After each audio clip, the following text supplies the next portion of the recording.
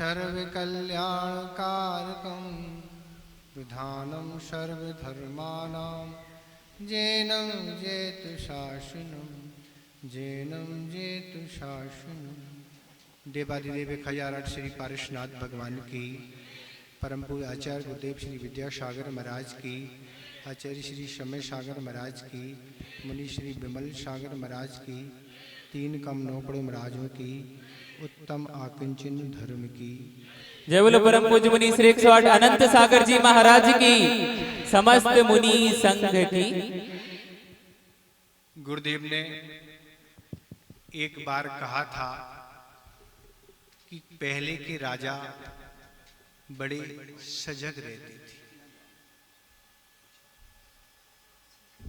जैसे ही पुत्र रत्न की उनके यहाँ प्राप्ति हुई और बड़ा हुआ पुत्र, उसको राज्य के योग्य जो भी कार्य आवश्यक है राज्य संभालने के लिए, उसमें उन्होंने उसको दक्ष कर दिया, कुशल बना दिया। और इसके बाद स्वयं बैराग को वह धारण कर लेते थे, क्योंकि वह समझते थे जिनके नर तत्व की पकड़ थी, इस संसार की असारता को वो समझते थे और वह दीक्षा को धारण कर लेते थे। कितना अपार है धन वैभव संपत्ति जिनके पास रहती है, पर इस संसार की असारता को समझते हुए ऐसे अनेक उदाहरण आगम ग्रंथों में मिलते। राजा महाराजा सेठ आदि जो भी विभूति के सहित होते थे, ये समझते थे कि पूर्व पर्याय के पुण्य से हमें ये सब कुछ मिला है।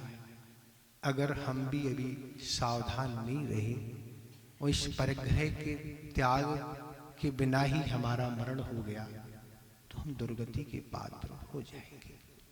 इसलिए सब कुछ छोड़ के कहाँ चले जाते थे? बैराग को धारण करके दीक्षित होके आगामी जीवन सुंदर बनाने के लिए कुछ उपक्रम करते थे। और कुछ कथानक तो आगम में ऐसे हैं कि पुत्र भी हुए ही नहीं। पुत्र कब है? पुत्र भी गर्भ में है और गर्भ में ही तिलक लगा दिया, आज से इसको हमने राज दिया। तब मंत्रियों और परिवारजनों ने ये किया, राजन कम से कम पुत्र तो हो जाने दो, उसको आप दक्ष बना दें, उसके बाद आप बैराग धारण कर लें। पर उनका उत्तर यही था, इस बैराग की स्थिति भी अलग प्रकार की है। कब यह बैराग राग में बदल जाए इसकी कोई गारंटी नहीं। आज हमें बैराग है, हो सकता कल बैराग में ही बदल जाए और बैराग की भावना समाप्त ही हो जाए। इसलिए देर करने की आवश्यकता नहीं। तुम लोग संभालना, तुम लोग दक्ष बनाना, हम तो अब जा रहे हैं। ऐसे भी आगम में कथानक है कि उस दिगंबरी दीक्षा को अंगीकार कर लेते थे। तो मुनि राज तो आकिंचन धर्म का पालन करते ही है। वे तो 24 प्रकार के परिग्रह का त्याग करके इस दिगंबरी दीक्षा को धारण कर लेते हैं और अपने आगम के अनुसार चर्या का पालन करके अपने जीवन को बनाते हैं। पर कुछ लोगों की समझ ऐसी हो सकती है, महाराज मुनि राज ही आकिंचन धर्म का पालन करते हैं, गृहस्थ क्या करेगा? गृहस्थ के बस की तो कोई बात ही नहीं महाराज। सब परिग्रह के बीच में वह बैठा हुआ है, कैसे वह आकिंचन धर्म का पालन कर सकता? पर ऐसी धारणाएं आप समाप्त कर दें। आगम के ऐसे ही उल्लेख हैं कि मुनिराज तो उस आकिंचन धर्म का पालन करते हैं, पर गृहस्थ भी कम नहीं है, वह भी आकिंचन धर्म का पालन करता है। और आचार्य महाराज ने कहा था कि वह गृहस्थ भी कम नहीं होता है, जो गृहस्थ धर्म में रह के उसका अभ्यास करता है, फिर वह अणुव्रतों को अंगीकार करता है जिसमें परिग्रह की तो एक सीमा वह बनाता ही है, और सीमा बनाने के बाद भोग परभोग की भी एक सीमा बनाता है, अर्थात परिग्रह की सीमा को और घटा देता है। और घटा देने के बाद एक दिन वह भी महाव्रतों को अंगीकार करके मोक्ष को प्राप्त कर लेता है। डायरेक्ट तो मोक्ष प्राप्त गृहस्थों को नहीं होता, पर परंपराएं से वह भी गृहस्थ मोक्ष को प्राप्त करते हैं। तो ऐसे अनेकों उदाहरण हैं। जैसे सुदर्शन सेठ का उदाहरण आता है कि वह भी अपार धन वैभव के धनी थे, पर उनका एक नियम था कि अष्टमी चौदस पर्व के दिन कहलाते हैं, वह शाम को अपने घर परिवार आदि का त्याग करके शमशान चले जाते थे, और जो भी आभूषण वस्त्र आदि उनके शरीर पर थे वे सारे उतार के उनका त्याग करके और क्या है साधना में लीन हो जाया करते थे। ऐसे भी गृहस्थ हैं जो इन सबको अपने आगे में जीवन को खतरा समझते हुए ऐसे आकंचन धर्म का पालन करते थे। भरत चक्रवर्ती के पास भी अपार धन वैभव था। क्या अपार धन वैभव होता है तो दुनिया में चक्रवर्ती से बढ़ के कोई दौलत किसी के पास नहीं हुआ करती है। जिनके पास 84 खंड का मकान होता है, कितना खिमलासा में तो होगा ना, एक आध नहीं है। 84 खंड क्या कहलाते हैं? 84 खंड का क्या होता है? हवेली इस तरह का होता है।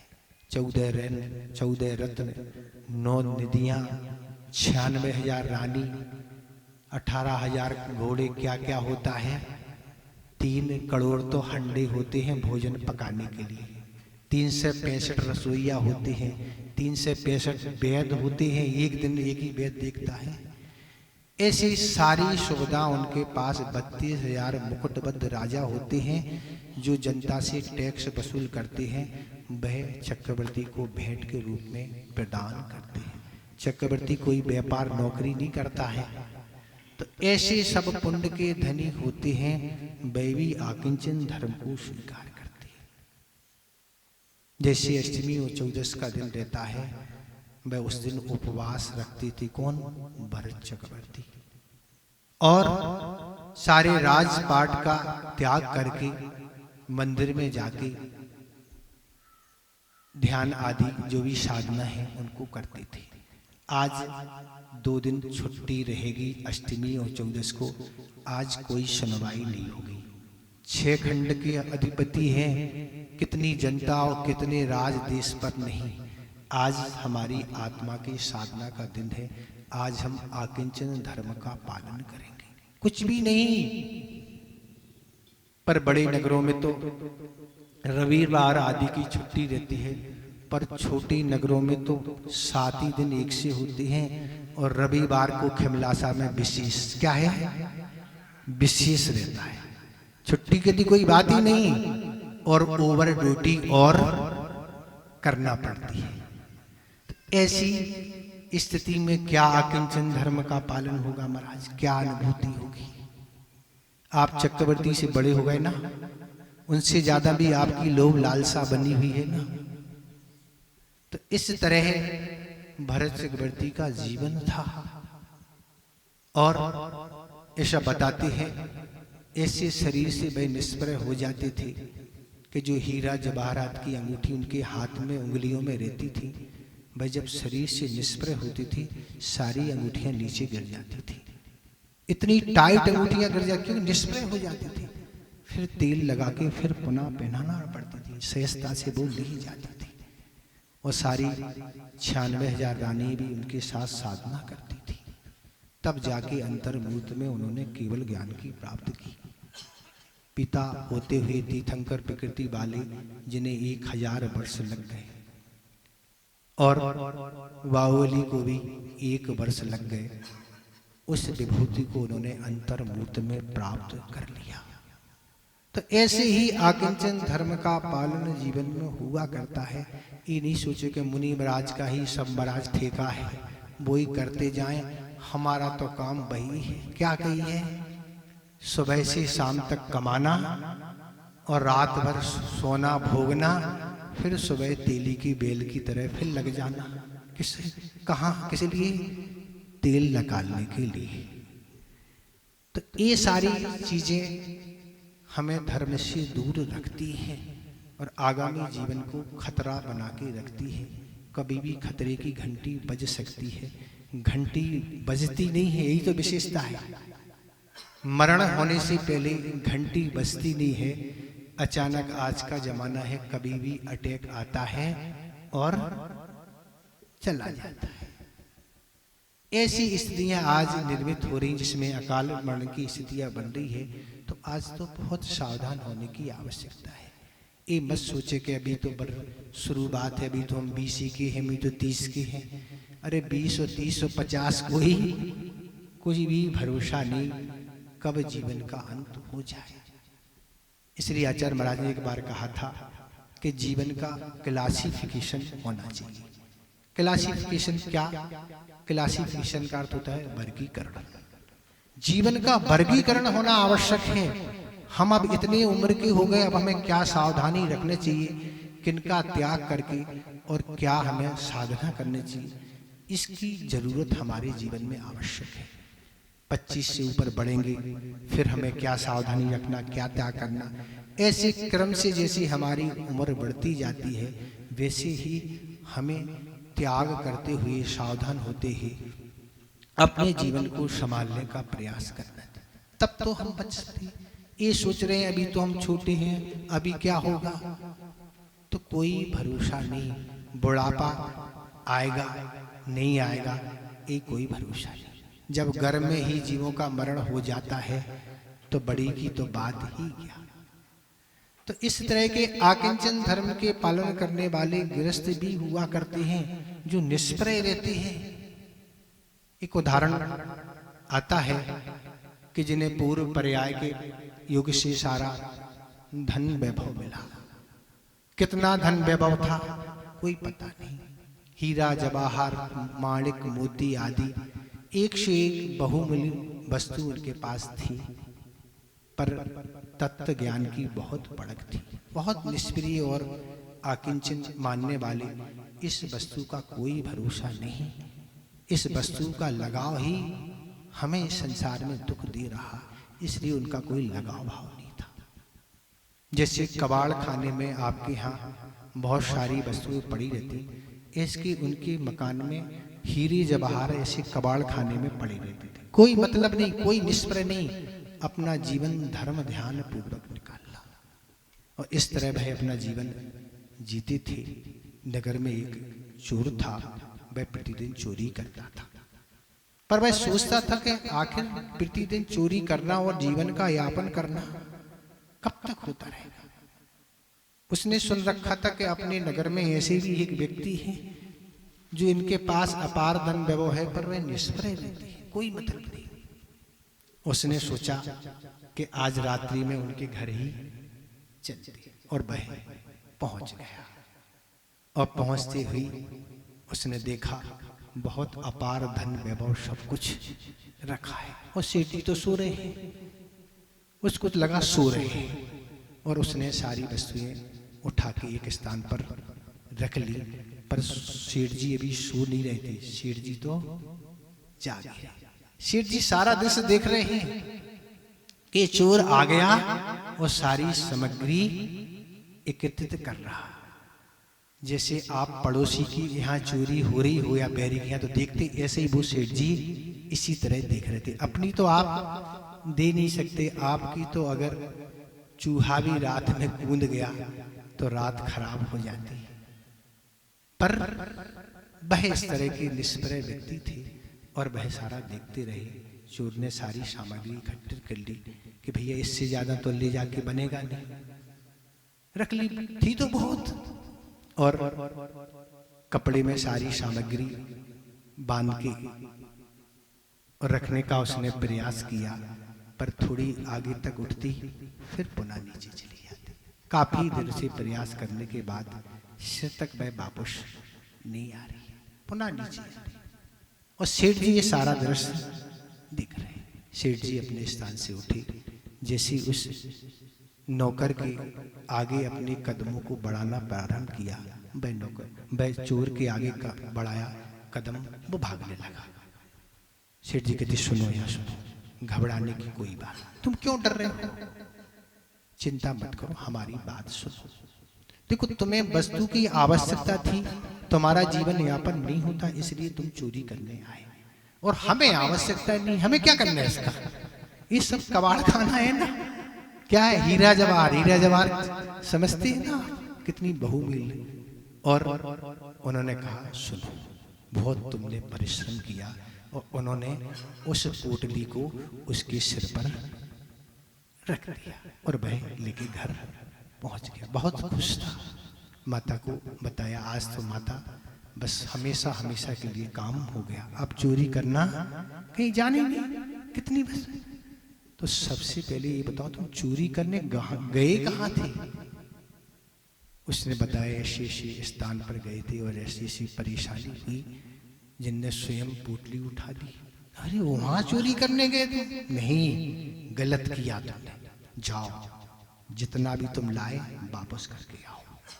ऐसे लोगों के यहाँ चोरी की, ऐसे अकंचन धर्म के पालन करने वाले, निर्मत रहने वाले, और आके वह पुनः वापस करके गया। तो दुनिया में ऐसी पंचम काल की घटना है कोई, ऐसे ऐसे भी लोग, तो यही नहीं कि महाराज मुनिराज ही पालन करते हैं, मुनिराज तो पालन करते ही हैं, पर गृहस्थ भी ऐसे पालन करते हुए अपने जीवन में पूर्ण आकिंचन धर्म को पालन करते हैं और संसार से वह मुक्त हो जाते हैं। ऐसे कौन थे? तो बनारसी दास थे। कुछ लोगों के मन में तो आ रहा होगा, पर सभी लोगों के मन में जिनने नहीं सुना होगा, ऐसे तत्व ज्ञानी वह बनारसी दास थे। जब समय सार का प्रकाशन हुआ और चर्चा का विषय बना के ये समय सार सबसे पहले किसको दिया जाए, तो सभी लोग सबसे पहले समय सार उनको देने गए, क्यों वही सही उपयोग कर पाएंगे। उन्हें दिया, उन्होंने जनवाणी की, बहुत विनय और अपने आप को सौभाग्य माना, और उन्होंने जैसे ही समय सार उन्हें दिया, उनने रत्न एक थाल में भर के उनको भेंट दिए। धन्य है तुमने हमें इस योग्य समझा, इसकी कीमत क्या है, रत्न भर के दे दी। ऐसे वह पंडित बनारसी दास थे जिनके जीवन में तत्व पकड़ थी। तो ऐसे आकिंचन धर्म के पालन करने वाले गृहस्थ भी हुआ करते हैं, जिस धर्म को इस तरह वह पालन करते हैं कि अपने जीवन को अच्छा बना लेते हैं, और बनाते हैं तो आगा भी जीवन सुंदर बनता है। तो महाराज परिग्रह क्या रखे नहीं, हम त्याग करें, तो परिग्रह के बिन और वस्तुओं के बिन गृहस्थ का जीवन यापन नहीं हो सकता, ये तो बात सही है। पर वस्तुओं की अनित्यता तो समझो, उनकी एक परिग्रह की आप सीमा तो बनाएं कि कितनी परिग्रह या वस्तु में हमारा जीवन यापन हो जाए, एक बनाए तो उस सीमा से आप उस खतरे से बच जाएंगे। अभी कोई सीमा ही नहीं है महाराज। सीमा इसलिए नहीं है कि इच्छा बहुत है महाराज, कितनी इच्छा है। तो आपकी इच्छा को देख के ही आचार्य उमा स्वामी महाराज ने तत्वबार सूत्र के 7वें अध्याय में क्या रखा, मूर्छा परिग्रह। आपके पास अगर 10 करोड़ है तो 10 करोड़ के आप परिग्रहवान नहीं हैं, आपकी जितनी में मूर्छा है उतने के परिग्रह के भागीदार हैं। 10 अरब 10 खरब कितने होते आप समझे, आपने सीमा बनाई, आपने इच्छा बनाई, अपन तो नहीं समझते हैं। तो उतने के पाप के भागीदार आप हैं, अर्थात आपको उतने का दोष लग रहा है। भले आप अपने जीवन में जो भी आपकी इच्छा है वह उतना इकट्ठा कर पाए या ना कर पाए, पर पाप के भागीदार तो आप हैं, क्योंकि इच्छा है आपकी। तो इस तरह की समय की अवधि को आदि देख के अपना काम करते चले आए। तो इस तरह के परिग्रह की सीमा इस तरह बनाते हैं, बड़े संतोषी होते हैं लोग। एक व्यक्ति थे जो कटनी नगर में रहते थे, पर जिनका जनरल स्टोर का काम था, विवाह की सामग्री जो बेचा करते थे, पर उनका नियम था कि 400 रुपये से ज्यादा हम बिक्री नहीं करेंगे। हम दुकान इतने बजे 10 बजे से 5 बजे तक खोलेंगे, पर 400 रुपये की जैसी बिक्री हो जाएगी बंद कर देंगे। ऐसा उनका काम था, क्योंकि 400 रुपये में बिक्री से जितनी आय होती है उससे हमारा जीवन चल जाता है, हमें क्या करना। तो उन्होंने यही करते थे। किसी के यहाँ विवाह था और वह पहुंचा सामान लेने, सारा सामान निकाल दिया, 700-800 रुपये का बिल बन गया। अब वो कहते हैं कि सेठ जी ये हैं पैसे, मान लो वो कहते नहीं 400 रुपये का नहीं है, हम 400 से ज्यादा का आज देने वाले तो नहीं है, कल की कल देखेंगे, आज नहीं। 400 रुपये का सामान दिया, 400 रुपये लिए, वह घर वापस चले गया और जल्दी ही काम हो गया था। उससे कहते जय जिनेंद्र, आपने बहुत जल्दी हमें फ्री कर दिया, अब मंदिर जाते हैं, महाधर्म ध्यान हम करेंगे। अगले दिन जैसे पहुंचे समय पर दुकान पर, वो तो पहले ही से बैठा था कि आने वाले हैं भैया सामग्री के बगैर विवाह कैसे होगा। शेष जो सामग्री दी, पैसा लिया और फिर कहते भैया आज तो विशेष दिन, आज तो और जल्दी तुमने हमें फ्री कर दिया, इस पाप कर से हमने निवृत्त होती अपने जीवन को धर्म में लगाएंगे और आके वह मंदिर आ गए। तो ऐसे दुनिया में लोग हुआ करते हैं जो अपनी सीमाएं बनाते हैं, पर इस लालसा का तो कोई अंत नहीं है, ना किसी का अंत हुआ है। अगर देखा सीखी आप लगे हो भैया उनके पास इतना है तो हमें उनसे ज्यादा, अरे तो विचार तो करो, उनसे ज्यादा पाप बंदी भी तो होगा ना। एक प्रवचन सभा चलती थी महाराज की, उसमें बहुत सारे लोग आते थे, पर जब भी विषय चलता था तो धनवानों का ही विषय चलता था। धनवान लोग बड़े धनी होते हैं, बहुत पैसा अपार धन होता है, इस तरह की उनकी चर्चा चलती थी। तब एक धनवान एक दिन उठे सभा में कहने लगे, महाराज आप तो हम धनवानों के ही पीछे पड़े हो, जब है हम लोगों की बुराई। महाराज कहते हैं इस बात का तो उत्तर हम बाद में देंगे, पहले तो हमारी बात का उत्तर दो। एक तालाब में कीचड़ है और हाथी घुस जाएगा तो क्या हालत होगी हाथी की। महाराज वो तो पूरा धस जाएगा। और गाय तो नहीं धस पाई, क्यों नहीं? क्योंकि हाथी बहुत वजनदार है और गाय का वजन कम है, इसलिए वह ज्यादा अंदर तक नहीं जाए। भैया इसलिए हम आपका नाम बार बार लेते रहते धनवानों का, कि जो अपार धन वैभव रखे हैं वो कहाँ जाएगा? अधिक से अधिक नरक में जाएगा। और जो अल्प धनवान है वो तो जाएंगे तो कमाई में जाएंगे और नहीं जाएंगे तो स्वर्ग आदि जाएंगे। पर इसलिए हमें आपकी चिंता है भैया कि आप ज्यादा से ज्यादा नरक में पहुंच गए तो क्या होगा। इसलिए हम आपसे बुराई नहीं है, हम आपको सन्मार्ग में लाने के कारण ही धनवानों की चर्चाएं करते हैं। तो धन कोई बुरी चीज नहीं है, धन मिलना कोई बुरी चीज नहीं है।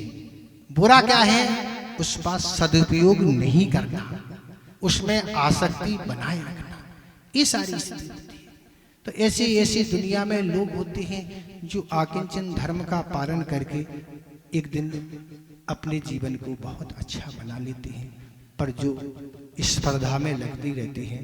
गुरुदेव ने एक बार कहा था कि स्पर्धा अगर करना है तो लोभ बढ़ाने की स्पर्धा नहीं करो, लोभ घटाने की स्पर्धा करो। लोग लोभ बढ़ाने की स्पर्धा में लगे हुए हैं, इनके पास इतना है तो इनसे ज्यादा हमारे पास होने चाहिए, स्पर्धा।